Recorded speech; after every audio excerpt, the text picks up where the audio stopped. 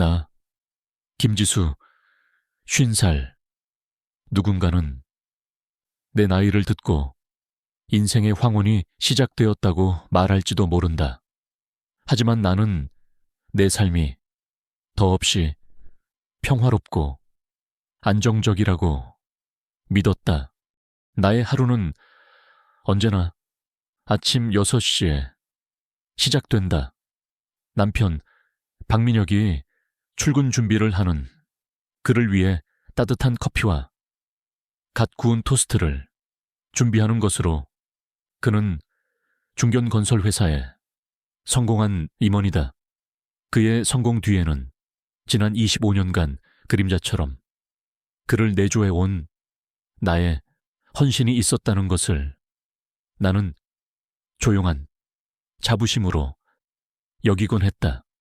우리의 집은 강남의 고급 주상 복합 아파트였다. 전문 디자이너의 손길이 닿은 집안은 언제나 티끌 하나 없이 정돈되어 있었다. 대리석 바닥은 거울처럼 빛났고 값비싼 가구들 위에는 그 어떤 불필요한 물건도 놓여 있지 않았다. 그것은 완벽한 모델하우스이자 나의 완벽한 자부심의 상징이었다. 나는 남편이 출근한 후 집안을 다시 한번 둘러보았다. 모든 것이 제자리에 완벽하게 놓여 있었다. 하지만 그 완벽함 속에서 나는 이따금 숨막히는 공허함을 느끼곤 했다. 유일한 아들은 이미 장성하여 독립했고 남편은 최근 부쩍 야근과 해외 출장이 잦아졌다. 이 넓고 조용한 집안에는 이제 오직 나와 벽에 걸린 괴정시계의 규칙적인 추소리만이 남아있었다. 나는 그 공허함을 애써 외면하며 저녁 식사를 준비하기 시작했다. 오늘은 남편이 가장 좋아하는 한우 갈비찜과 해물 신선로를 만들 생각이었다.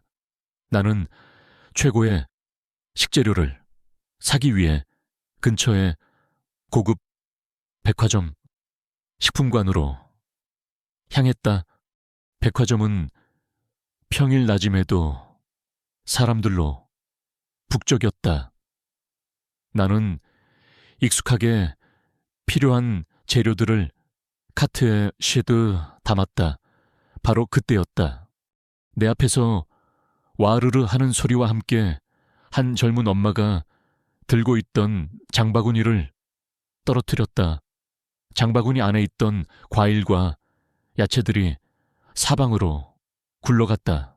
그녀의 곁에는 이제 겨우 3살쯤 되어 보이는 어린아이가 놀라서 울음을 터뜨리고 있었다. 주변의 사람들은 잠시 쳐다볼 뿐 누구 하나 선뜻 나서서 도와주지 않았다. 젊은 엄마는 당황하여 얼굴이 새빨개진 채 허둥지둥 바닥에 떨어진 물건들을 줍기 시작했다. 나는 그녀에게 다가갔다. 아이고, 놀라셨겠네. 괜찮아요. 나는 그녀를 안심시키며 함께 무릎을 굽혀 흩어진 물건들을 주워 담았다. 죄송합니다. 제가 잠시 한눈을 팔아서. 아니에요. 아기 데리고 장 보려면 정신없죠. 그럴 수 있어요. 나는 울고 있는 아이의 머리를 쓰다듬어 주며 말했다. 아가 놀랐구나. 뚝. 우리는 금방 떨어진 물건들을 모두 주워 담았다. 그녀는 내게 몇 번이고 고개를 숙이며 고맙다고 말했다. 나는 괜찮다며 그녀를 계산대로 데려갔다. 그런데 그녀가 지갑을 열었을 때 그녀의 얼굴이 다시 한번 어두워졌다. 그녀가 가진 현금이 조금 모자랐던 모양이다. 그녀는 몇 가지 물건을 다시 빼놓으려 했다. 나는 그 모습을 보고 나도 모르게 내 지갑을 열었다. 그리고는 그녀가 사려던 아기 기저귀 한 팩을 내 카트에 살짝 옮겨 담았다. 저기 아주머니, 그녀가 당황한 눈으로 나를 쳐다보았다. 이건 내가 우리 예쁜 아가한테 주는 선물이에요. 그냥 받아요. 나는 그녀가 거절할 틈도 주지 않고 내 카드의 물건들과 함께 계산을 마쳤다. 그리고는 기저귀 팩을 그녀의 장바구니에 넣어주었다. 고맙습니다. 정말 뭐라고 감사를 드려야 할지. 그녀의 눈에 눈물이 그렁그렁 맺혔다. 뭘요? 나도 아들 다 키웠는데 남일 같지가 않아서 그래요. 아기 예쁘게 잘 키워요. 나는 그녀의 어깨를 한번 두드려주고는 내 갈 길을 갔다. 나는 내가 대단한 일을 했다고 생각하지 않았다. 그저 작은 친절을 베풀었을 뿐이다. 하지만 그 작은 친절이 내 마음속에 공허함을 아주 조금은 채워주는 기분이 들었다. 집으로 돌아와 사온 식재료들을 정리하고 본격적으로 저녁 준비를 마쳤다. 나는 남편이 돌아올 시간에 맞춰 완벽하게 상을 차려놓았다. 하지만 약속된 7시가 지나도 그는 돌아오지 않았다. 8시, 9시, 시간은 계속 흘러갔다. 나는 그에게 전화를 걸었다. 지수야. 미안해. 갑자기 중요한 바이어와 미팅이 잡혔어. 오늘 좀 늦을 것 같아. 먼저 저녁 먹고 기다리지 말고 자고 있어. 수화기 너머로 그의 미안함이 가득한 목소리가 들려왔다. 알았어요. 그럼 너무 무리하지 말고 일찍 들어오세요. 나는 애써 밝은 목소리로 대답하고 전화를 끊었다. 나는 식탁 위에 차려진 완벽한 음식들을 바라보았다. 정성껏 만든 갈비찜과 신선로는 이미 차갑게 식어가고 있었다.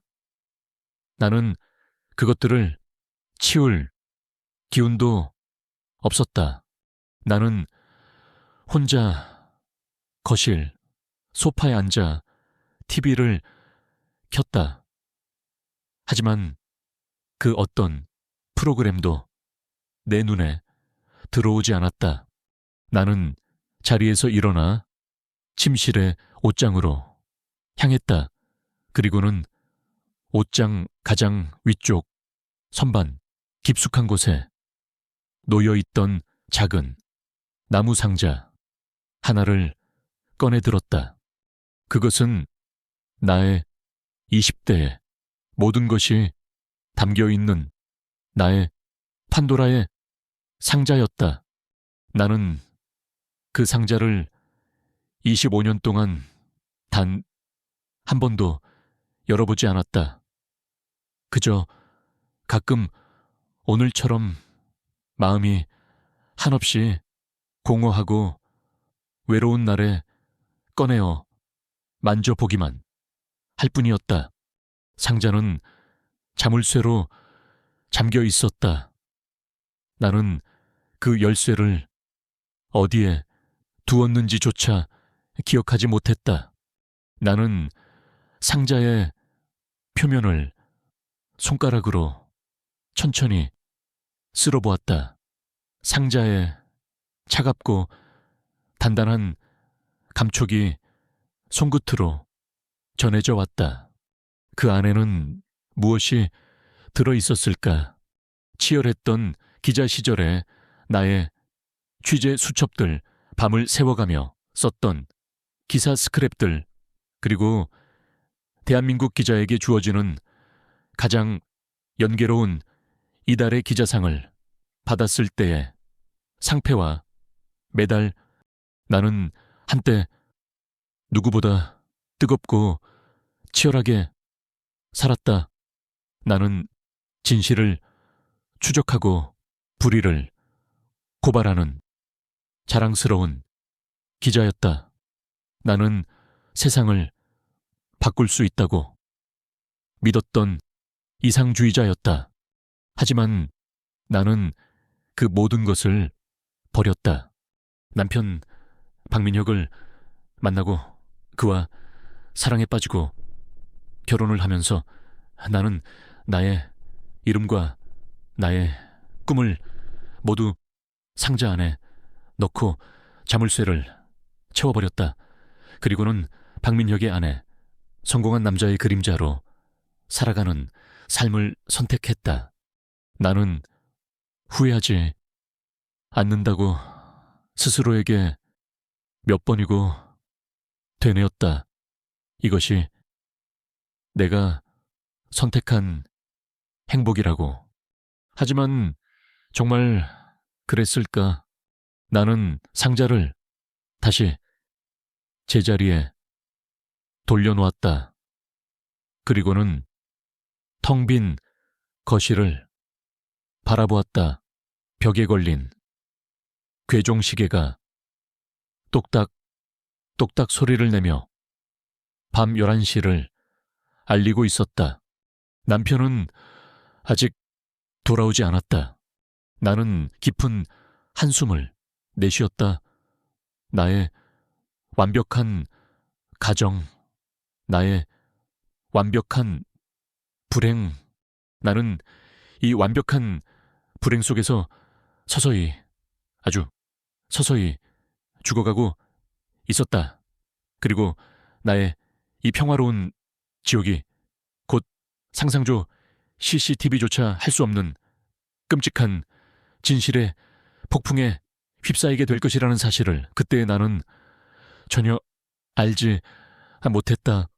오늘은 나와 내 남편 박민혁의 25주년 결혼기념일이었다.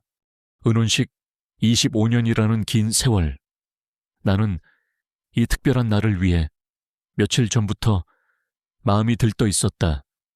나는 이른 아침부터 일어나 남편이 가장 좋아하는 전복죽을 끓였다. 그리고 그가 오늘 입고 나갈 와이셔츠를 평소보다 더욱 정성을 다해 다렸다. 옷장에는 오늘 저녁 그와의 근사한 저녁 식사를 위해 내가 큰 마음을 먹고 구입한 우아한 실크 원피스가 곱게 걸려 있었다. 아침 식사를 하는 내내 나는 지난 25년의 세월을 추억했다.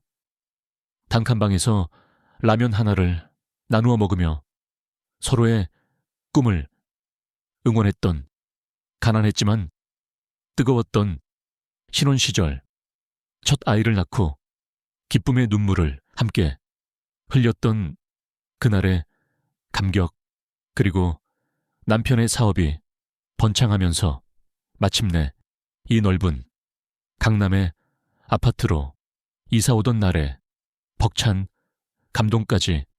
우리의 삶은 한편의 성공 신화이자 아름다운 사랑 이야기라고 나는 굳게 믿어 의심치 않았다. 오늘 저녁 기대하고 있을게. 내가 아주 근사한 레스토랑을 예약해뒀어. 우리 지수, 세상에서 가장 행복한 여자로 만들어줘야지. 출근하기 전 남편은 내 임에 입을 맞추며 달콤하게 속삭였다. 그의 그 다정한 목소리에 나는 소녀처럼 얼굴이 붉어졌다. 나는 오늘 밤 우리가 함께할 로맨틱한 저녁 식사를 상상하며 하루 종일 행복한 기분에 젖어 있었다. 하지만 나의 그 모든 행복과 기대는 그날 오후 그가 걸어온 전화 한 통에 산산조각이 나고야 말았다. 지수야, 나야. 정말 미안해서 어떡하지? 수화기 너머로 그의 지치고 미안함이 가득한 목소리가 들려왔다. 오늘 저녁 약속 취소해야 할 것 같아. 갑자기 너무나 중요한 해외 바이어와 미팅이 잡혔어. 이번 계약 성공하면 우리 회사에 엄청난 이익이 될 거야. 정말 미안해, 지수야. 내가 주말에 몇 배로 더 잘할게. 응? 나는 순간 아무 말도 할 수 없었다. 심장이 바닥으로 쿵 하고 떨어지는 기분이었다. 하지만 나는 실망한 기색을 내비칠 수 없었다. 나는 언제나 그의 성공을 묵묵히 응원하는 현명한 아내여야만 했으니까. 아, 그래요. 중요한 미팅이라면 어쩔 수 없죠. 괜찮아요. 여보, 일 잘 마무리하고 와요. 너무 무리하지는 말고요. 나는 애써 밝은 목소리로 대답했다. 하지만 내 목소리가 가늘게 떨리고 있다는 것을 나 스스로도 느낄 수 있었다. 전화를 끊고 나는 한참 동안 그 자리에 멍하니 서 있었다. 옷장에 걸린 나의 실크 원피스가 나를 비웃고 있는 것만 같았다. 나는 결국 눈물을 터뜨리고 말았다. 서러움과 실망감이 한꺼번에 몰려왔다. 한참을 울던 나는 이대로 이 소중한 기념일을 망쳐버릴 수는 없다고 생각했다.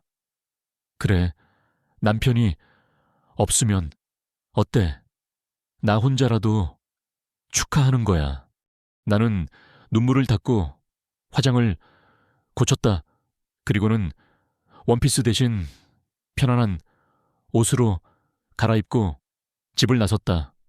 남편에게 줄 기념일 선물을 사기 위해서였다. 그리고 혼자서라도 맛있는 저녁을 먹고 들어올 생각이었다. 그것이 내가 나의 25년을 위로하는 방식이었다. 나는 근처에 가장 크고 화려한 쇼핑몰로 향했다.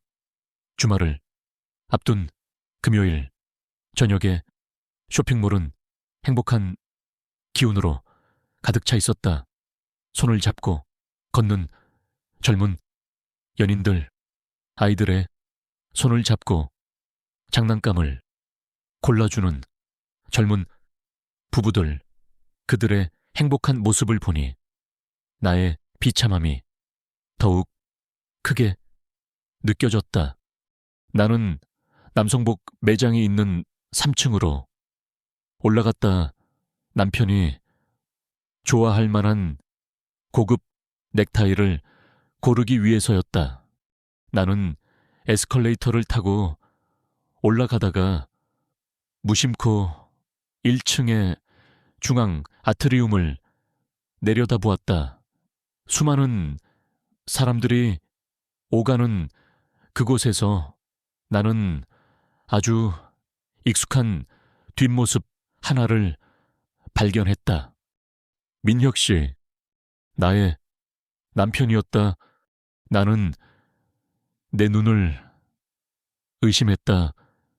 지금 이 시간에 중요한 미팅이 있다던 그가 왜 여기에 있는 것이지? 나는 심장이 다시 쿵쾅거리기 시작하는 것을 느꼈다. 아닐 거야. 잘못 본 거겠지. 비슷한 사람이겠지. 나는 했어. 그렇게 생각하려 했다. 하지만 내 시선은 자석처럼 그에게서 떨어질 줄을 몰랐다. 그는 혼자가 아니었다. 그의 곁에는 젊고 아름다운 한 여자가 함께 있었다.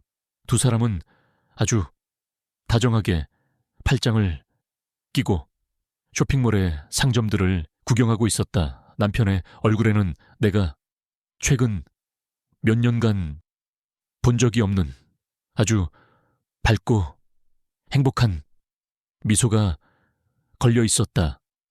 그는 그 여자에게 무언가 속삭였고 여자는 까르르 웃음을 터뜨렸다. 누구지 회사 동료인가 아니면 바이어의 딸. 나는 필사적으로 다른 가능성을 생각해내려 애썼다. 하지만 그들은 나의 그 마지막 희망마저 짓밟아 버렸다. 남편은 그 여자의 손을 잡고 쇼핑몰의 인적이 드문 기둥 뒤 구석으로 갔다. 그리고는 그 여자의 허리를 감싸 안고 그녀의 입술에 아주 깊고 열정적으로 키스를 했다. 세상이 무너져 내렸다. 시간이 멈추고 모든 소리가 사라졌다. 나는 그저 3층의 난간을 붙잡고 숨도 쉬지 못한 채 그 광경을 내려다보고 있었다. 내 손에 들려있던 쇼핑백이 바닥으로 힘없이 떨어졌다. 얼마나 지났을까? 두 사람의 입술이 떨어졌다. 그리고 그 여자가 고개를 돌려 환한 조명 아래로 얼굴을 드러냈다. 나는 그 얼굴을 보았다. 그리고 나는 내 인생 전체가 송두리째 부정당하는 끔찍한 충격을 느껴야만 했다. 그 여자는 낯선 사람이 아니었다. 내가 지난 25년간 내 친자매처럼 모든 비밀을 털어놓고 의지했던 나의 단 하나뿐인 베스트 프렌드 혜진이의 딸. 내가 가난하기 때부터 내 손으로 직접 업어 키우고 내 딸처럼 아꼈던 그 아이. 올해 막 25살이 된 윤서연, 그 아이였다. 왜 하필 그 아이였을까? 내 입에서 나도 모르는 비명이 터져 나왔다. 이것은 단순한 외도가 아니었다. 이것은 나의 25년 결혼 생활에 대한 배신일 뿐만 아니라 나의 25년 우정에 대한 배신이었으며 내가 한 아이에게 주었던 모든 사랑과 믿음에 대한 가장 잔인하고 끔찍한 배신이었다. 머릿속이 하얗게 비어버렸다. 구역질이 치밀어 올랐고 눈앞이 핑 돌았다. 나는 난간을 붙잡지 않았더라면 그대로 바닥에 쓰러져 버렸을지도 모른다. 나는 그들이 나를 발견하기 전에 그 자리를 벗어나야만 했다. 나는 마치 상처 입은 짐승처럼 비틀거리며 에스컬레이터를 타고 내려왔다. 주변에 행복한 사람들의 웃음소리가 지옥의 소리처럼 들려왔다. 나는 어떻게 쇼핑몰을 빠져나왔는지, 어떻게 택시를 탔는지 기억나지 않는다. 나는 그저 택시 창밖을 바라보며 하염없이 눈물만 흘렸다. 내 눈앞에는 오직 내 남편과 내 친구의 딸이 키스하던 그 장면만이 반복해서 재생되고 있었다. 마침내 택시가 나의 완벽한 가정 앞에 멈춰 섰다. 나는 텅 빈 집에 들어섰다. 그리고는 현관문 앞에 그대로 주저앉아 무너져 내렸다. 나의 완벽했던 세상은 오늘 이 시간부로 완전히 끝이 났다. 그리고 나는 이 지옥의 한가운데 홀로 남겨졌다. 얼마나 그렇게 현관의 차가운 대리석 바닥에 주저앉아 있었을까. 나는 시간을 가늠할 수 없었다. 내 세상의 모든 시계는 쇼핑몰의 그 기둥 뒤에서 멈춰버렸기 때문이다. 나는 텅 빈 동공으로 어둠에 잠긴 거실을 바라보았다. 내가 지난 25년간 나의 모든 것을 바쳐 이룩했던 이 완벽한 가정, 그것은 한순간에 신기루처럼 무너져 내렸다. 그때 도어락이 해제되는 전자음이 들려왔다. 마비리릭. 그 소리에 나는 마치 꿈에서 깨어난 사람처럼 정신이 번쩍 들었다. 그가 돌아온 것이다. 나의 남편, 박민혁. 나는 비틀거리며 자리에서 일어났다. 그리고는 내 얼굴의 모든 표정을 지웠다. 나는 내 안에서 들끓는 분노와 배신감, 그리고 사리까지 억지로 억누르고 아무것도 모르는 현명한 아내의 가면을 다시 꺼내 써야만 했다. 지금 무너지는 것은 내가 아니라 이 관계를 파탄낸 그들이어야만 했다. 지수야. 아직 안 자고 있었어. 현관문을 열고 들어온 남편은 거실 소파에 앉아있는 나를 보고 화들짝 놀랐다. 그의 얼굴에는 죄책감과 당황한 기색이 역력했다. 당신 기다렸죠? 늦었네요. 내 목소리는 나도 놀랄 만큼 침착하고 차분했다.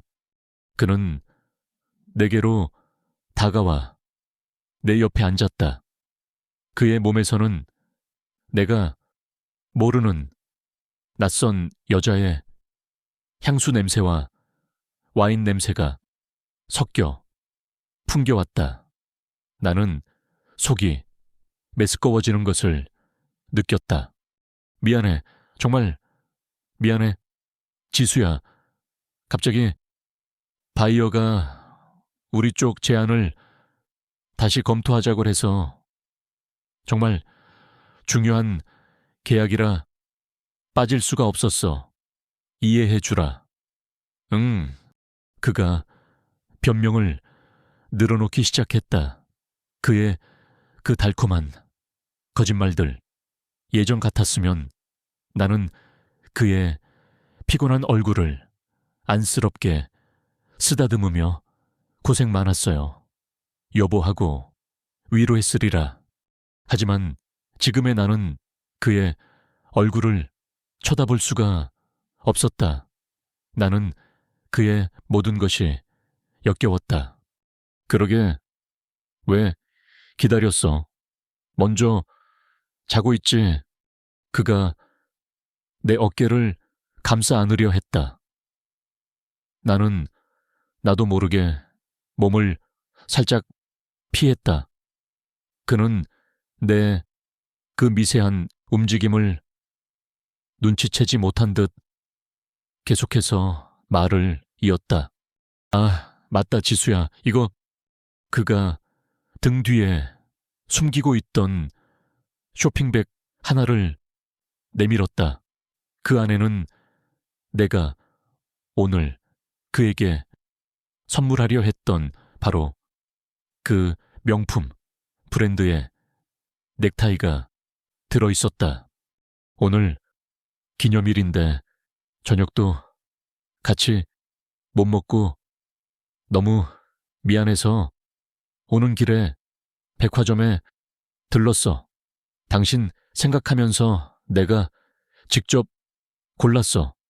마음에 들어. 그의 그 뻔뻔한 거짓말에 나는 웃음이 나올 것 같았다.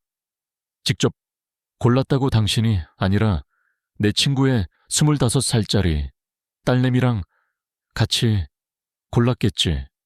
나는 아무 말 없이 넥타이를 받아들었다. 그리고는 희미하게 미소 지으며 말했다. 고마워요. 마음에 쏙 들어요. 내 영희는 완벽했다. 그는 내가 자신의 모든 거짓말을 믿고 있다고 생각하는 듯했다. 그는 안도하는 표정으로 내 옆에 더 가까이 다가왔다. 나는 그날 밤 그와 한 침대에서 잠을 잤다. 그는 피곤하다는 핑계로 금방 잠이 들었다. 나는 그의 잠든 얼굴을 어둠 속에서 가만히 내려다보았다. 지난 25년간 내가 가장 사랑하고 믿었던 얼굴. 하지만 이제는 너무나도 낯설고 추악하게 느껴지는 얼굴. 나는 밤새도록 한숨도 자지 못했다. 내 머릿속에서는 쇼핑몰에서의 그 장면이 무한히 반복해서 재생되고 있었다. 그리고 나는 결심했다. 나는 이대로 무너지지 않을 것이다. 나는 피해자로 남지 않을 것이다. 나는 이 모든 거짓과 위선의 실체를 내 손으로 직접 파헤칠 것이다. 그리고 그들을 내 인생에서 완전히 지워버릴 것이다. 25년간 잠들어 있던 나의 또 다른 자아가 서서히 깨어나고 있었다.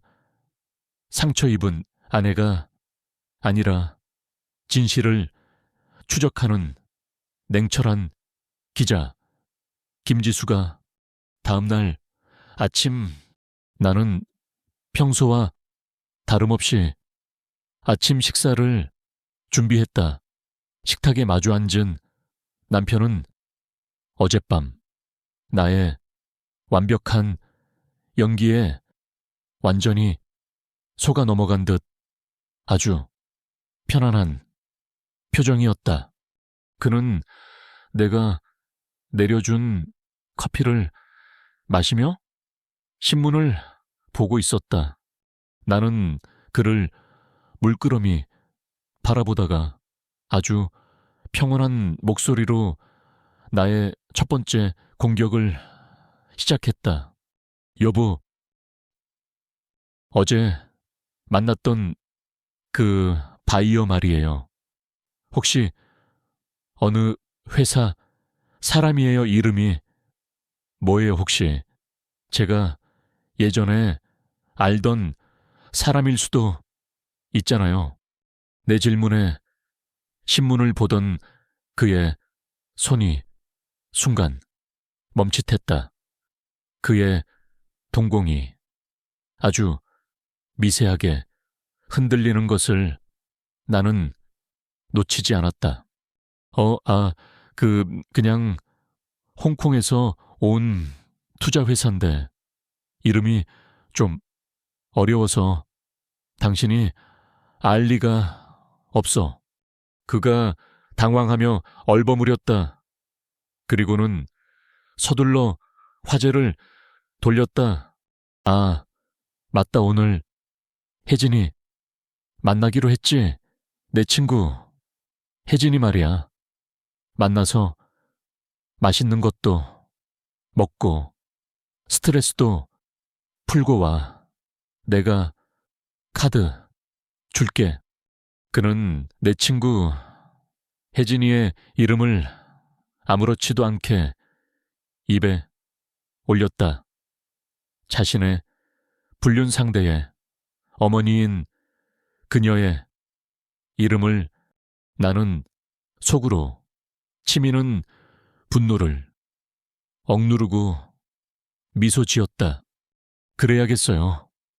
혜진이 만나서 수다나 실컷 떨고 와야지. 나의 두 번째 전쟁터는 바로 내 친구 혜진이었다. 나는 오후에 혜진이를 우리가 늘 만나던 청담동의 한 카페에서 만났다. 혜진이는 나를 보자마자 반갑게 안아주었다.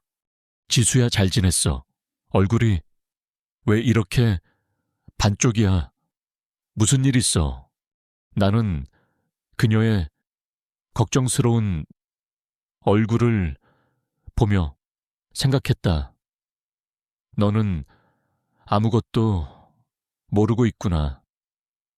내 귀한 딸내미가 내 가정을 어떻게 망가뜨리고 있는지.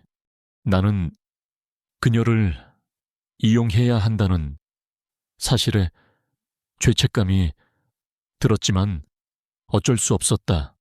진실을 알기 위해서는 그녀가 필요했다.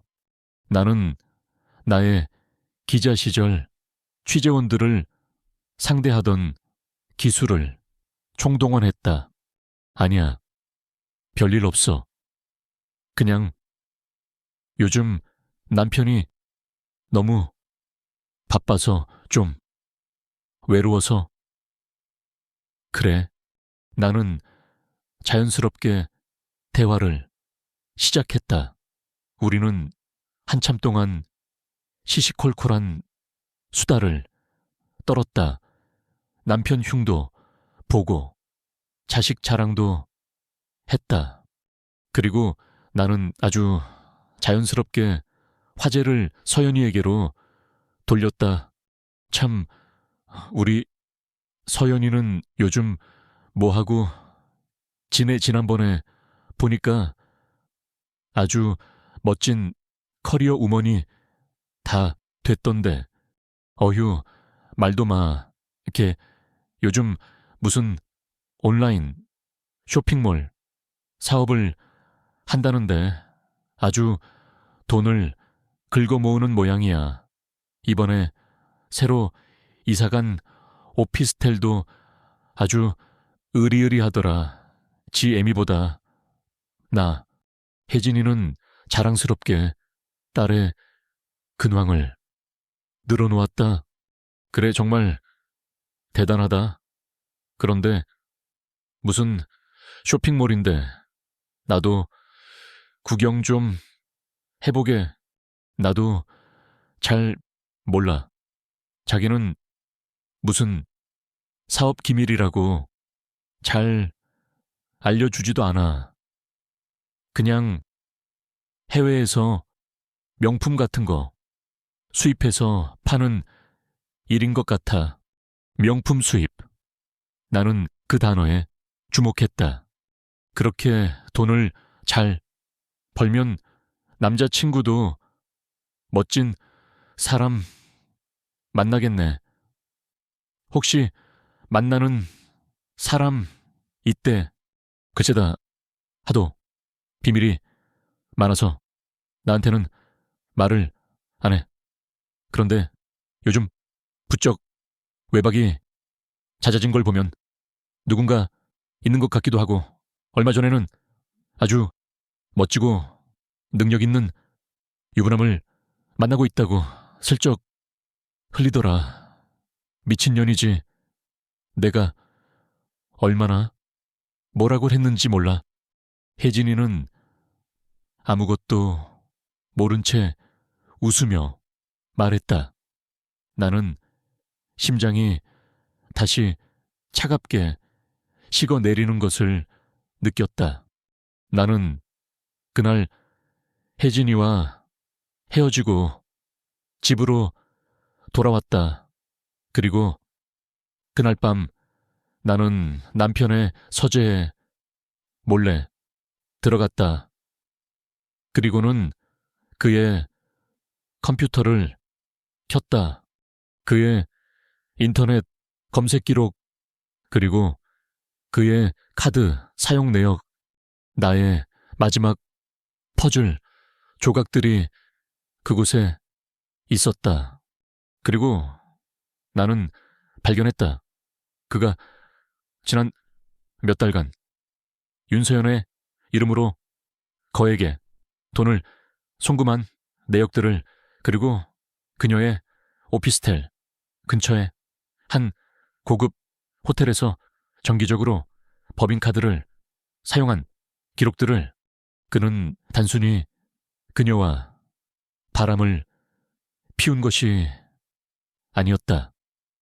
그는 나의 돈으로 그녀의 사업 자금을 대주고, 그녀에게 집을 사주고, 그녀와 미래회를 즐기고 있었던 것이다.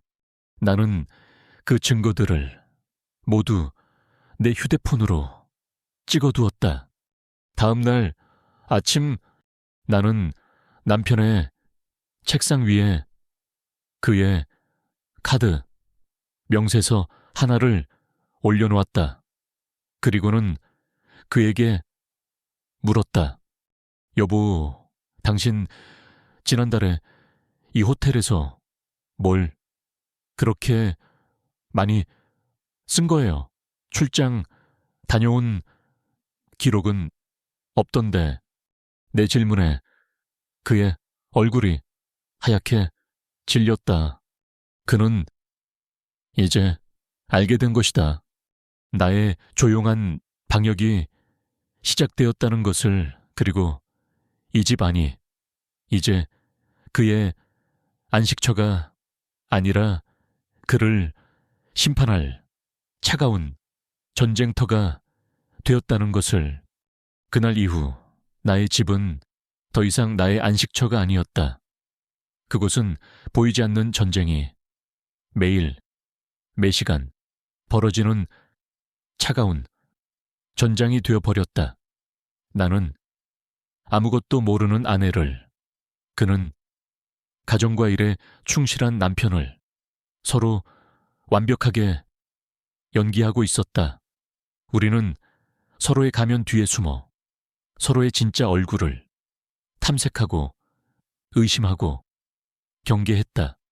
나의 잊혀졌던 기자의 본능은 매일 밤 그가 잠든 후에 깨어났다. 나는 그의 서재에 유령처럼 숨어들어 그의 모든 흔적을 추적하기 시작했다. 그의 컴퓨터 검색 기록, 그의 이메일, 그리고 마침내 나는 판도라의 상자를 열고야 말았다. 바로 우리 가족의 공동 인터넷 뱅킹 거래 내역이었다. 나는 떨리는 손으로 지난 1년간의 모든 입출금 내역을 확인하기 시작했다.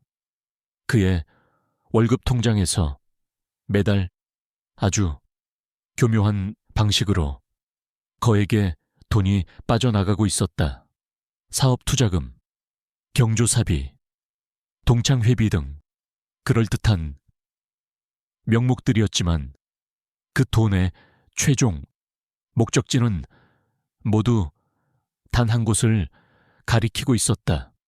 바로 윤서연의 개인 통장이었다. 나는 그 금액들을 계산기로 더해보았다. 지난 1년간 그가 내 친구의 딸에게 보낸 돈은 억소리가 절로 나는 액수였다. 그것은 우리가 25년간 함께 피땀 흘려 모은 우리 가족의 소중한 자산이었다. 그는 단순히 바람을 피운 것이 아니었다. 그는 나와 내 아들의 미래를 담보로 자신의 어린 정부에게 모든 것을 갖다 바치고 있었던 것이다. 나는 모니터에 찍힌 그 숫자들을 보며 피가 차갑게 식는 것을 느꼈다. 혜진이가 그토록 자랑하던 서연이의 성공한 온라인 쇼핑몰과 으리으리한 오피스텔은 결국 나의 돈으로 지어진 거짓의 성이었던 것이다. 배신감보다 더 큰 것은 인간에 대한 환멸이었다. 다음 날 아침 나는 식탁 위에 차가운 커피 한 잔과 내가 밤새 출력한 은행 거래 내역서 뭉치를 올려놓았다. 그리고는 아무 말 없이 그를 기다렸다. 아침 식사를 하러 나온 그는 식탁 위에 서류들을 보고 얼굴이 하얗게 굳어버렸다. 이게 뭐야? 지수야. 그의 목소리가 심하게 떨리고 있었다. 몰라서 물어요. 내 목소리는 얼음장처럼 차가웠다. 당신이 지난 1년간 내 친구 혜진이의 딸에게 보낸 돈이에요. 당신과 나의 피 같은 돈. 당신은 이 돈으로 그 어린애와 대체 뭘 한 거죠? 내 추궁에 그는 결국 무너져 내렸다. 그는 식탁 앞에 무릎을 꿇었다. 그리고는 눈물을 흘리며 용서를 빌기 시작했다. 지수야, 미안해. 정말 미안해. 내가 죽을 죄를 지었어. 아, 하지만 이건 네가 생각하는 그런 게 아니야. 왜도 아니야. 절대로 아니라고. 그는 아주 뻔하고 유치한 변명을 늘어놓기 시작했다. 서연이, 그 아이 아주 나쁜 사채업자들한테 빚을 져서 협박을 당하고 있었어. 내가 도와주지 않으면 그 아이 인생이 망가질 판이었다고. 혜진이는 심장이 약해서 이 사실을 알면 충격으로 쓰러질지도 몰라. 그래서 내가 혜진이 몰래 그 아이를 도와준 거야. 나는 단지 내 친구의 딸을 지켜주고 싶었을 뿐이야. 정말이야. 믿어줘. 그는 울며 애원했다. 그의 연기는 너무나도 절박하고 사실적이어서 잠시나마 내 마음이 흔들릴 뻔했다. 하지만 나는 그의 눈을 보았다. 그의 눈동자는 죄책감이 아니라 어떻게든 이 상황을 모면하려는 교활함으로 번뜩이고 있었다. 그는 나를 기만하고 있었고, 나의 가장 큰 약점인 내 친구 혜진이를 방패 삼아 자신을 보호하려 하고 있었다. 제발 지수야, 이 일 혜진이만큼은 알게 하지 말아줘. 우리 25년 우정이 깨지는 건 나도 원하지 않아. 내가 다 갚을게. 어떻게든 그 돈 다시 채워 넣을게. 응, 그러니 제발 이번 한 번만 나를 믿고 넘어가 주면 안 될까? 그는 나를 자신의 범죄에 대한 공범으로 만들려 하고 있었다. 나는 한참 동안 아무 말도 하지 않았다. 내 머릿속은 지옥과도 같은 혼란에 휩싸였다. 혜진이 내 유일한 친구. 내가 이 진실을 밝히는 순간 그 친구는 남편을 믿었던 나만큼이나, 아니, 어쩌면 자식을 믿었던 만큼 더 큰 상처를 받게 될 터였다. 나는 과연 그렇게까지 해야만 하는가? 알았어요. 나는 힘겹게 입을 열었다. 당신 말 일단 믿어보죠. 대신 조건이 있어요. 뭔데? 오늘 저녁 혜진이네 집에서 저녁 약속 있는 거 알죠? 오늘 그 자리에 가서 아무 일도 없는 것처럼 행동하세요. 만약 당신이나 그 아이 둘 중 하나라도 내 앞에서 조금이라도 의심스러운 행동을 보인다면 나는 그 자리에서 모든 것을 터뜨려 버릴 거예요. 명심해요. 그것은 나의 마지막 경고이자 시험이었다. 그날 저녁 나는 지옥으로 향하는 발걸음을 옮겼다. 혜진이네 집. 그곳은 늘 내게 가장 편안한 휴식처였다. 하지만 오늘의 그곳은 내게 가장 끔찍한 고문실이었다. 어머, 지수야, 민혁씨, 어서 와. 혜진이는 아무것도 모른 채 우리를 반갑게 맞았다. 서연아, 인사드려. 네가 제일 좋아하는 지수, 이모랑 이모부 오셨다. 주방에서 서연이가 얼굴을 내밀었다. 그녀는 나와 눈이 마주치자 순간 흠칫 놀라며 시선을 피했다. 그리고는 아무렇지 않은 척 웃으며 우리에게 인사를 했다. 이모부 오셨어요. 저 가증스러운 얼굴. 나는 그녀의 뺨을 후려치고 싶은 충동을 간신히 억눌렀다.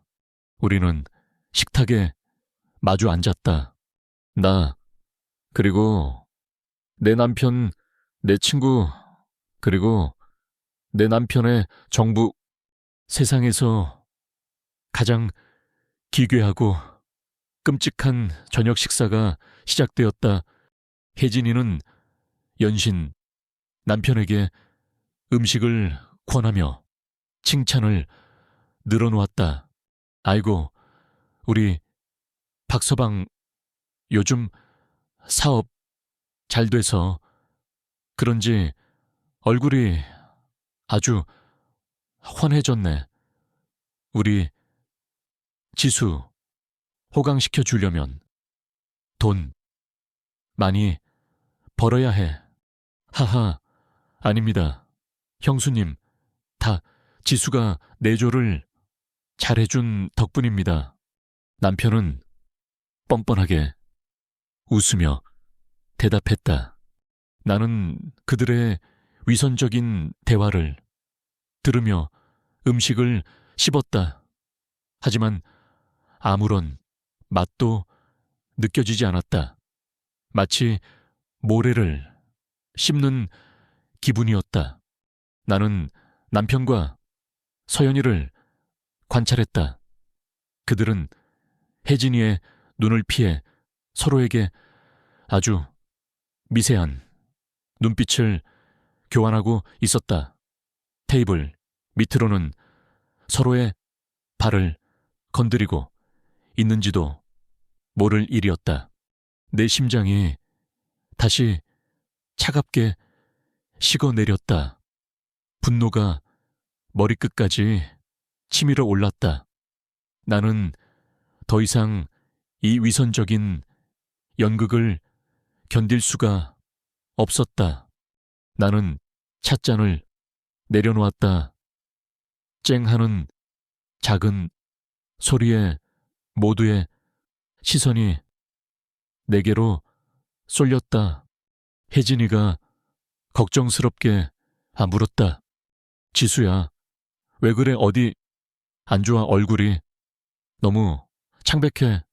나는 그녀를 보지 않았다. 나는 내 맞은편에 앉은 내 남편과 윤서연을 똑바로 쳐다보았다. 그리고는 내 입가에 아주 차갑고 아름다운 미소를 지어 보였다. 나의 마지막 인내심이 바닥을 드러내고 있었다. 이 지긋지긋한 가면 무도회를 끝낼 시간이 다가오고 있었다. 자, 다들 잔을 채워봐. 나의 친구 혜진이가 특유의 명랑한 목소리로 분위기를 띄웠다. 그녀는 아무것도 알지 못했다. 지금 이 식탁이 얼마나 끔찍한 거짓과 위선으로 가득 차 있는지를, 그리고 자신의 그 순수한 제안이 곧 모든 것을 파괴할 폭풍의 신호탄이 될 것이라는 사실을, 우리의 25년 지기 징한 우정을 위하여, 그리고 내 자랑스러운 딸 서연이와 내 아들 같은 사위 박서방의 빛나는 앞날을 위하여 다 함께 건배. 유지온바이. 그 단어가 내 귓게 울리는 순간 내 안에서 마지막까지 나를 붙들고 있던 아주 가느다란 이성의 끈이 툭 하고 끊어져 버렸다. 나는 더 이상 이 역겨운 연극의 관객으로 남아있을 수 없었다.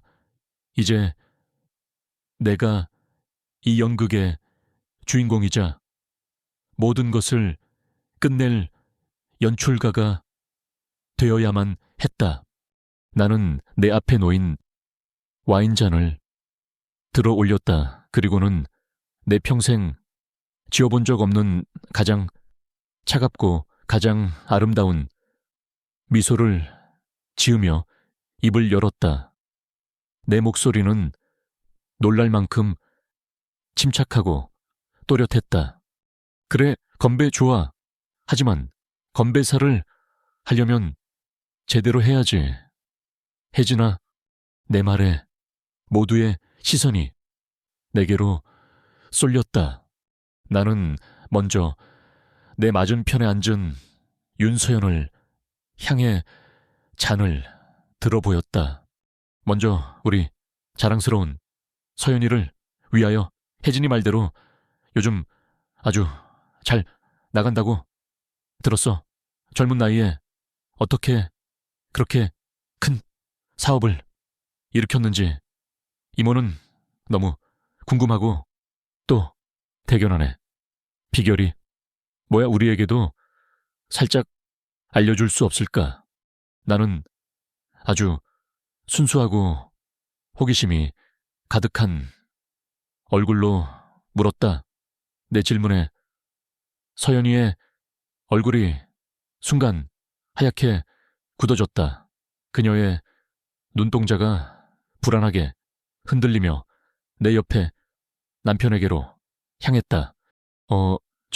그게 그냥 운이 좋았어요. 이모 열심히 한 것밖에 없어요.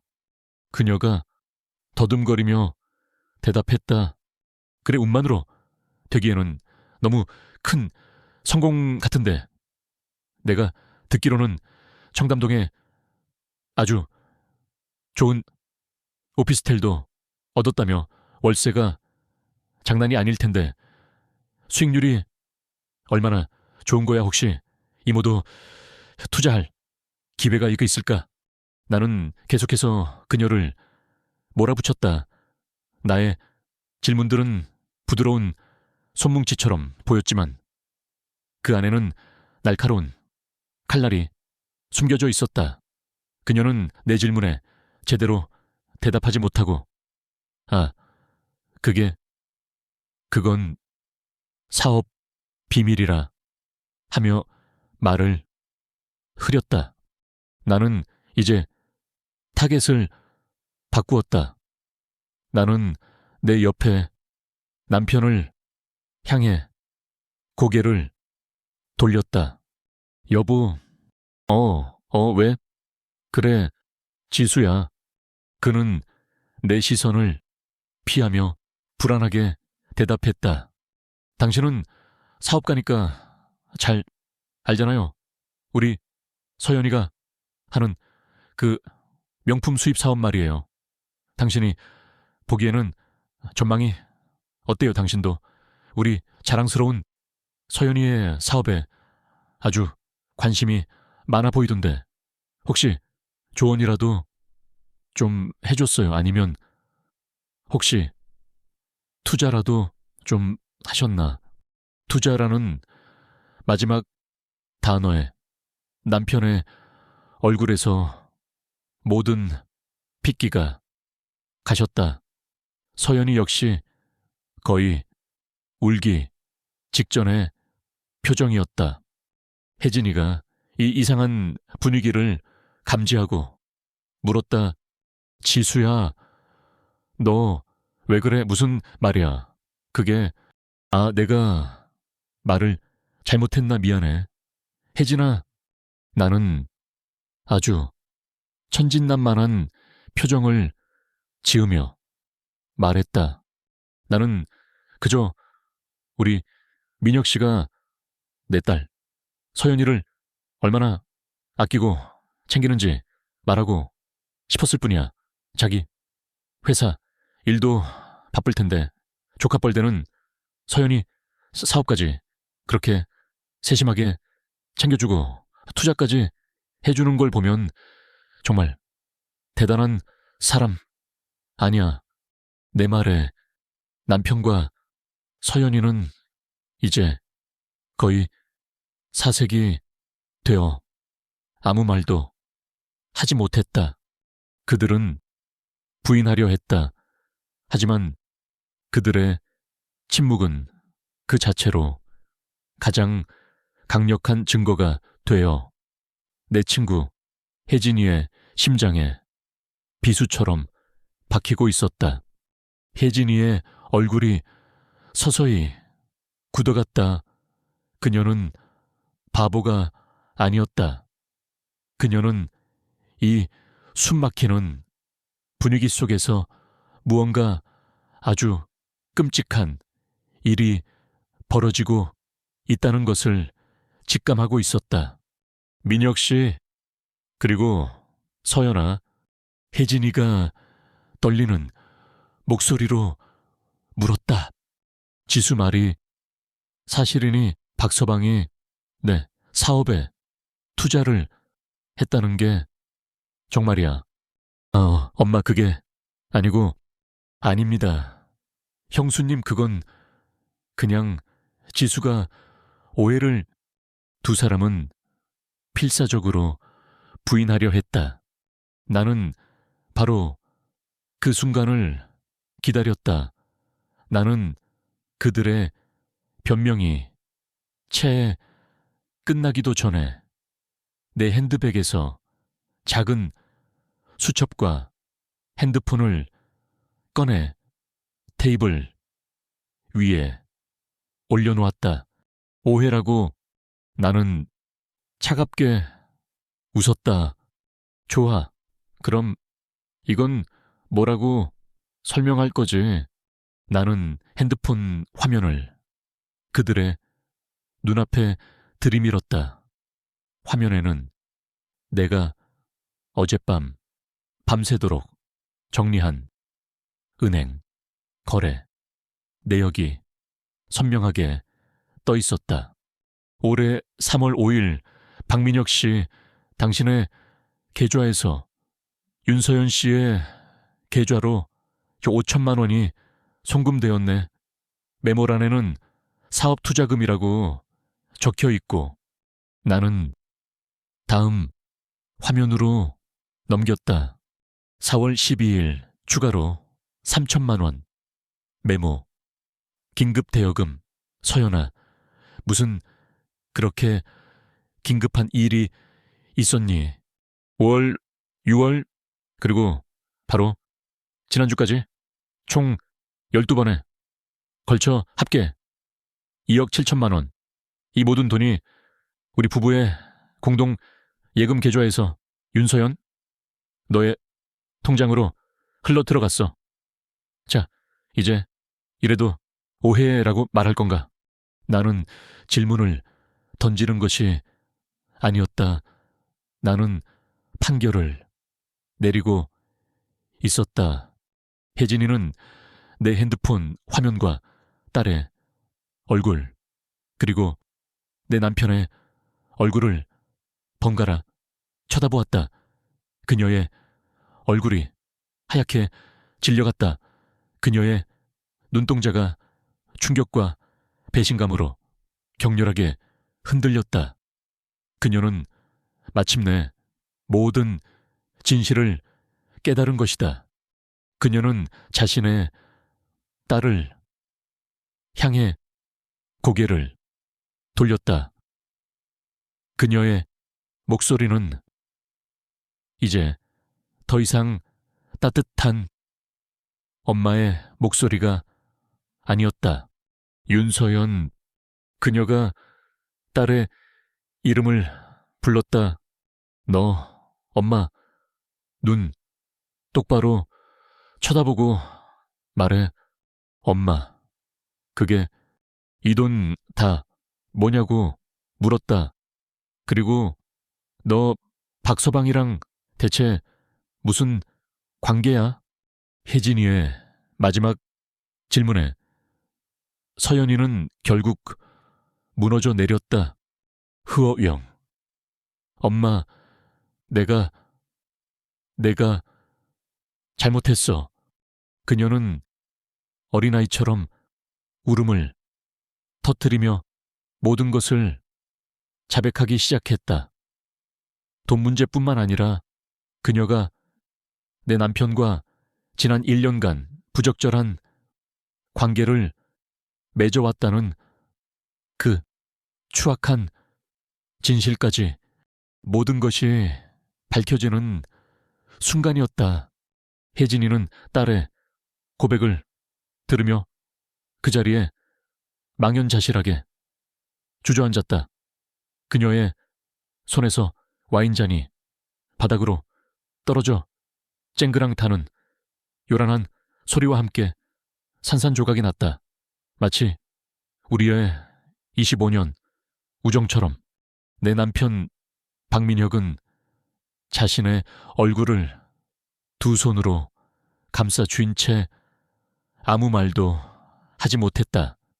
그의 모든 거짓과 위선이 발가벗겨진 그는 이제 완벽하게 패배했다. 나는 그 아수라장이 된 식탁을 조용히 내려다보았다. 내 마음속에 더 이상 분노는 없었다. 슬픔도 없었다. 그저 아주 차갑고 텅 빈 허무함만이 가득할 뿐이었다. 나는 자리에서 일어났다. 그리고는 내 인생 최악의 저녁 식사가 벌어진 그 지옥 같은 공간을 뒤로 하고 아무 말 없이 밖으로 걸어 나왔다. 나의 복수는 끝났다. 그리고 나의 25년 결혼 생활도 오늘 이 시간부로 완전히 끝이 났다. 혜진이네 집을 어떻게 빠져나왔는지 기억이 나지 않는다. 내 귀에는 혜진이의 절규에 가까운 물음소리와 서연이의 비굴한 흐느낌, 그리고 내 남편의 침묵이 뒤엉켜 맴돌고 있었다. 나는 그 지옥과도 같은 공간을 유령처럼 빠져나와 비틀거리며 밤거리를 걸었다. 차가운 밤 공기가 내 뺨을 스쳤지만 나는 아무런 감각도 느낄 수 없었다. 내 모든 신경은 마비되어 있었다. 택시를 타고 집으로 돌아오는 내내 나는 창밖에 화려한 도시의 불빛을 보았지만 내 눈에는 그 어떤 색채도 들어오지 않았다. 나의 세상은 이제 모든 색을 잃고 흑백의 잿더미가 되어버렸다. 완벽한 가정이라는 나의 성, 그 성은 내가 지난 25년간 나의 모든 것을 바쳐 쌓아 올린 것이었다. 하지만 그 성은 모래성이었다. 남편의 거짓말이라는 파도 한 번에 너무나도 허무하게 무너져 내렸다. 나는 텅 빈 집에 들어섰다. 현관문을 닫는 순간 나를 덮쳐온 것은 지독한 고요함이었다. 이전에는 미처 느끼지 못했던 이 집의 공허함. 나는 이 넓은 집에서 철저하게 혼자였다. 나는 불도 켜지 않은 채 거실 소파에 주저앉았다. 그리고는 어둠 속에서 우리 집을 천천히 둘러보았다. 남편이 아침마다 신문을 보던, 흔들리자 우리가 함께 영화를 보던 대형 TV, 그리고 벽난로 위에 놓인 우리의 행복했던 시절의 사진들, 그 모든 것이 이제는 낯설고 역겹게 느껴졌다. 이 집의 모든 가구와 모든 물건들에는 그의 거짓말의 흔적이, 그의 위선의 냄새가 배어 있었다. 이곳은 더 이상 나의 집이 아니었다. 이곳은 나의 25년 인생이 통째로 부정당한 범죄의 현장이었다. 나는 그 어둠 속에서 얼마나 오래 앉아 있었을까. 새벽녘이 되어서야 그가 돌아왔다.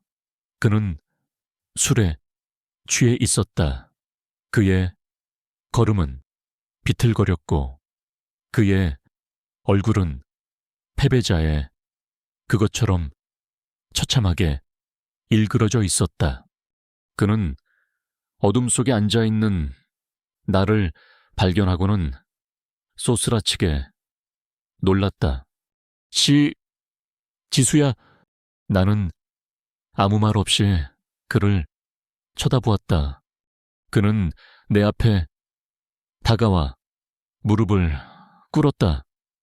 어젯밤 내 친구 혜진이네 집에서 그랬던 것처럼, 지수야, 내가 다 잘못했어. 제발 나를 용서해줘. 응, 우리가 어떻게 살아온 25년인데 이대로 끝낼 수는 없잖아. 내가 다 정리할게.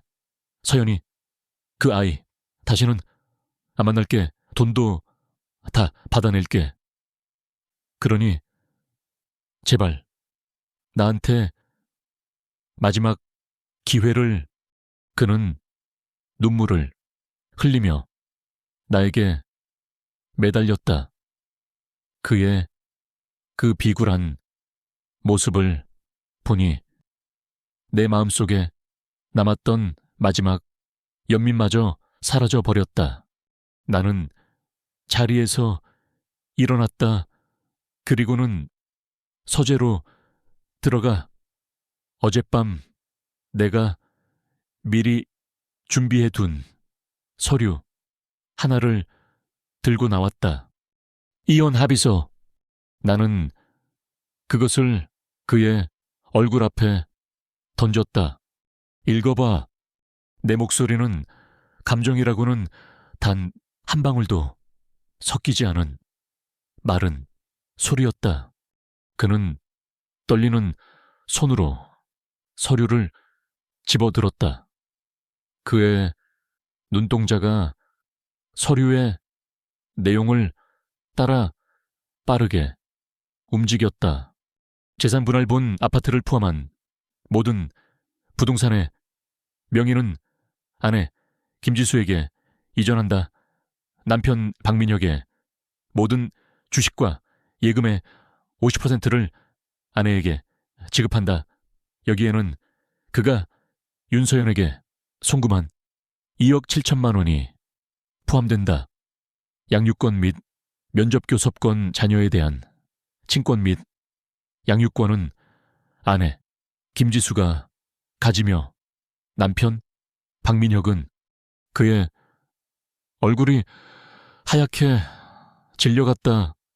지수야, 이건 너무 심하잖아. 나보고 알거지가 되라는 말이야. 그래, 나는 망설임 없이 대답했다. 당신은 알거지가 되어야 해.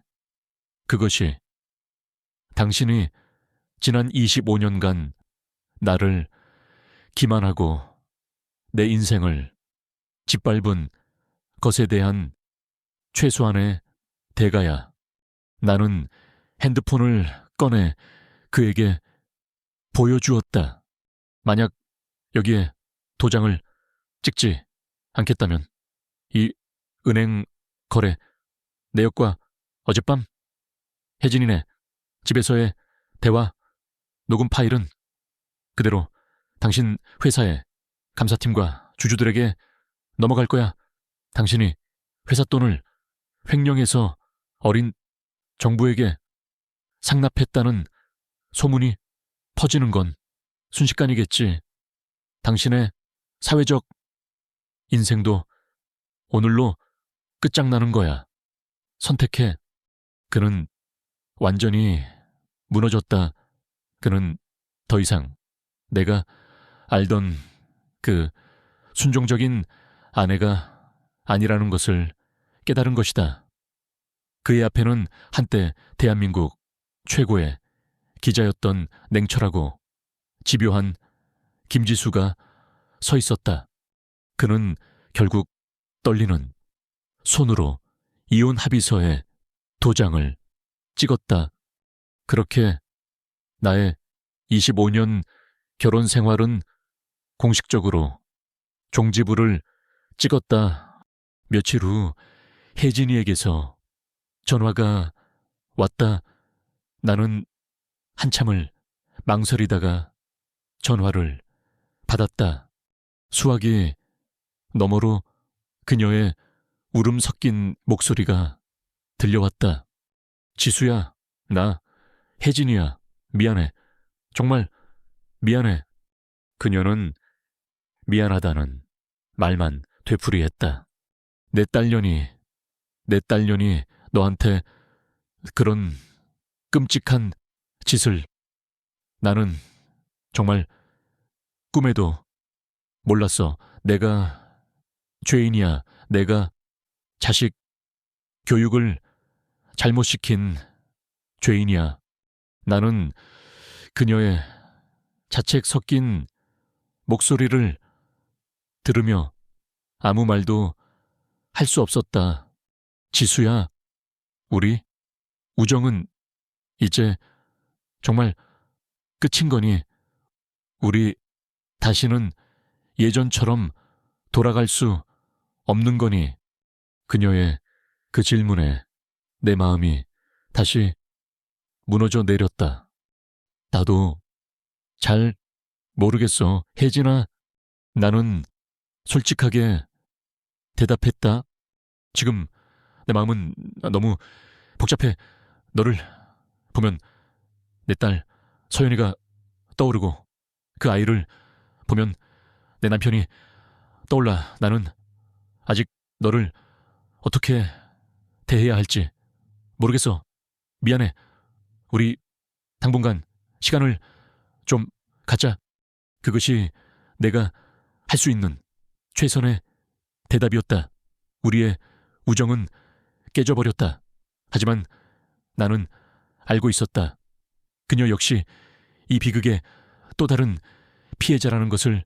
언젠가 시간이 아주 많이 흐른 뒤에 우리는 다시 웃으며 마주 볼 수 있을까?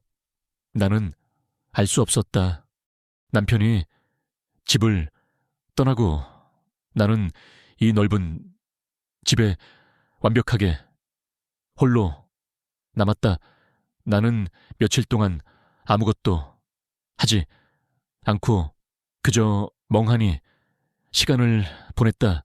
공허함이 나를 집어삼키는 것 같았다. 그러던 어느 날 나는 무언가에 이끌린 듯 침실의 옷장으로 향했다. 그리고는 그곳에 25년간 잠들어 있던 나의 낡은 나무 상자를 꺼내 들었다. 나는 더 이상 망설이지 않았다. 나는 서랍 속에서 작은 망치를 꺼내 상자를 잠그고 있던 낡은 자물쇠를 내리쳤다. 쨍그랑 소리와 함께 자물쇠가 부서져 내렸다. 나는 떨리는 손으로 상자의 뚜껑을 열었다. 상자 안에는 나의 잊혀졌던 과거가 먼지 속에 잠들어 있었다. 낡은 기자증 빼곡하게 취재 내용이 적힌 수첩들, 그리고 빛바랜 이달의 기자상, 상패. 나는 그것들을 하나씩 꺼내 어루만졌다. 그리고는 나도 모르게 눈물을 흘리고 있었다. 하지만 그것은 슬픔의 눈물이 아니었다. 그것은 잃어버렸던 나 자신을 되찾은 기쁨과 안도의 눈물이었다. 그래, 나는 박민혁의 아내 이전에 김지수였다. 나는 그 누구보다 뜨거운 심장을 가졌고 진실을 사랑했으며 불의에 맞서 싸우던 자랑스러운 기자였다. 나는 그 사실을 너무나도 오랫동안 잊고 살았다. 나는 결심했다. 나는 이제 다시 글을 쓸 것이다. 세상의 거짓과 위선을 파헤치던 기자가 아니라 인간의 상처와 슬픔을 어루만지고 위로하는 그런 글을 쓸 것이다. 나의 이 지독한 아픔을 다른 누군가의 희망으로 바꾸어 낼 것이다. 나는 남편이 쓰던 서재로 들어갔다. 그리고는 그의 거대하고 텅 빈 책상 앞에 앉았다. 나는 새 노트북을 열었다. 그리고는 하얀 빈 화면 위에 나의 새로운 인생의 첫 문장을 써 내려가기 시작했다. 집 안은 여전히 고요했다. 하지만 그 고요는 더 이상 공허하거나 외롭지 않았다. 그것은 한 작가의 탄생을 알리는 가장 생산적이고 희망에 찬 침묵이었다. 나의 새로운 새벽이 밝아오고 있었다. 그날 이후 나의 세상에서는 아주 많은 것들이 무너져 내렸다. 하지만 동시에 아주 많은 것들이 새롭게 태어나고 있었다. 나는 2년의 길고 지리한 이혼 소송을 끝마쳤다. 남편, 아니, 이제는 전남편이 된 박민혁은 자신의 모든 것을 잃었다. 그는 자신의 추악한 불륜과 재산 은닉 사실이 회사에 알려지는 것을 막기 위해 내가 내민 모든 조건을 받아들일 수밖에 없었다. 그는 사회적인 명예와 부 그리고 가정을 모두 잃고 껍데기만 남은 채 내 인생에서 완전히 사라졌다. 내 친구 혜진이의 딸 서연이는 어머니의 손에 이끌려 내게 수없이 찾아와 무릎 꿇고 용서를 빌었다. 나는 그녀의 사과를 받지 않았다. 나는 그녀를 용서할 수 없었다. 하지만 나는 그녀를 더 이상 증오하지도 않았다. 그녀는 그저 자신의 젊음과 욕망을 제어하지 못한 어리석은 나방과도 같은 존재였을 뿐이다. 그녀는 자신의 잘못에 대한 대가를 평생에 걸쳐 자신의 어머니에게 갚으며 살아가게 될 터였다. 나는 그 넓고 차가웠던 강남의 아파트를 처분했다. 그리고는 한적한 교외의 작은 마당이 딸린 아담한 집을 얻었다. 그곳에서 나는 나의 새로운 인생을 시작했다. 나의 새로운 시작은 바로 글쓰기였다. 나는 25년간 굳게 잠가두었던 나의 판도라의 상자를 열었다. 그리고 그 안에 잠들어 있던 나의 옛 꿈과 열정을 다시 꺼내들었다. 나는 매일 밤 책상에 앉아 글을 썼다. 나의 상처와 배신감, 그리고 그 지독한 고통의 시간들을 한 글자, 한 글자 종이 위에 토해냈다. 그것은 나 자신을 위한 가장 혹독한 동시에 가장 완벽한 치유의 과정이었다. 나는 글을 쓰면서 울고 또 울었다. 그리고 그 눈물 속에서 나는 서서히 나 자신을 되찾고 있었다. 나는 더 이상 박민혁의 아내가 아니었다.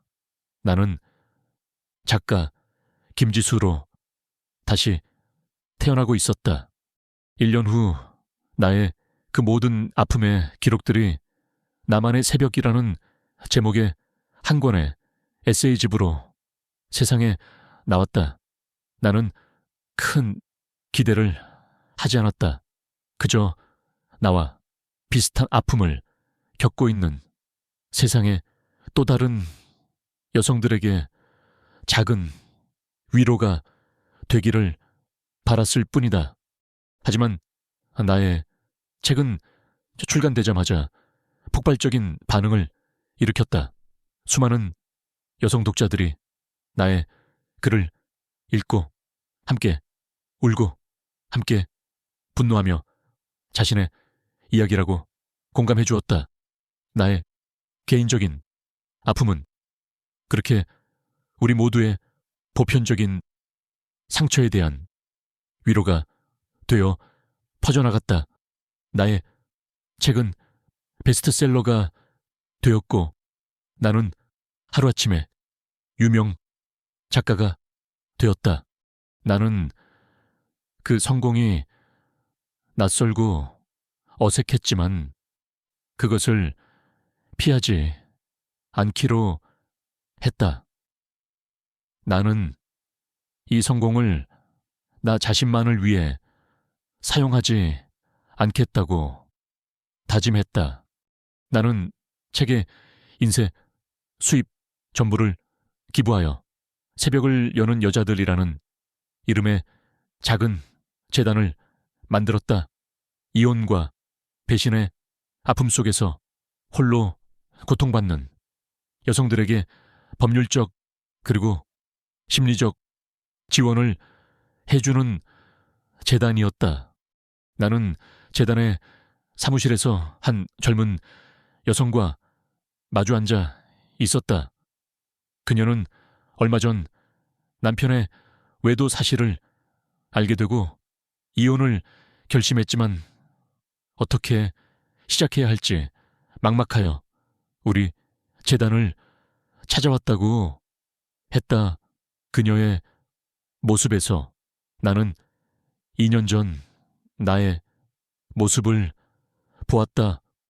그래서 저는 어떻게 해야 할지 정말 모르겠어요. 저는 너무 무섭고 두려워요. 제 인생이 이대로 끝나는 것 같아요. 그녀가 울먹이며 말했다. 나는 그녀의 손을 따뜻하게 잡아주었다. 아니에요. 당신의 인생은 끝나지 않았어요. 오히려 이제 진짜 당신의 인생이 시작되는 거예요. 나는 나의 경험을 바탕으로 그녀에게 조언해 주었다. 가장 중요한 것은 당신 자신을 잃지 않는 거예요. 당신은 더 이상 누군가의 아내가 아니에요. 당신은 오롯이 당신 자신으로 다시 일어서야만 해요. 그러기 위해서는 강해져야 해요. 감정에 휘둘리지 말고 철저하게 이성적으로 증거를 모으고 당신의 권리를 주장해야 합니다. 그리고 기억하세요. 당신은 결코 혼자가 아니라는 것을 우리 새벽을 여는 여자들이 당신의 곁에서 끝까지 함께 싸워줄 거예요. 내 말에 그녀의 눈에 희망의 빛이 떠올랐다. 나는 그녀의 모습을 보며 내가 지금 하고 있는 이 일이 얼마나 가치 있고 소중한 일인지를 다시 한번 깨달았다. 나는 나의 상처를 다른 누군가의 희망의 토대로 만들어 나가고 있었다. 어느 주말 오후 나는 나의 첫 책의 출간 2주년 기념 사인회에 참석했다. 서점에는 여전히 많은 독자들이 나를 보기 위해 길게 줄을 서 있었다. 나는 그들 한 사람 한 사람과 눈을 맞추고 악수를 하며 정성껏 사인을 해주었다. 그때 줄에 가장 마지막에 서 있는 한 사람이 내 눈에 들어왔다. 나의 친구 혜진이었다. 우리는 그날 이후로 한 번도 만나지 못했다. 그녀는 나에게 몇 번이나 연락을 해왔지만 나는 그녀를 만날 준비가 되어 있지 않았다. 그런데 그녀가 오늘 이곳에 찾아온 것이다. 내 심장이 잠시 멎는 것 같았다. 마침내 그녀의 차례가 되었다. 그녀는 내 앞에 서서 아무 말도 하지 못하고 그저 눈물만 흘리고 있었다. 그녀의 얼굴은 2년 전보다 많이 늙고 수척해져 있었다. 나는 자리에서 일어나 그녀를 조용히 안아주었다. 왔구나. 혜진아, 지수야, 미안해. 정말 미안하다. 그녀는 내 어깨에 얼굴을 묻고 어린아이처럼 울었다. 나는 그녀의 등을 토닥여 주었다.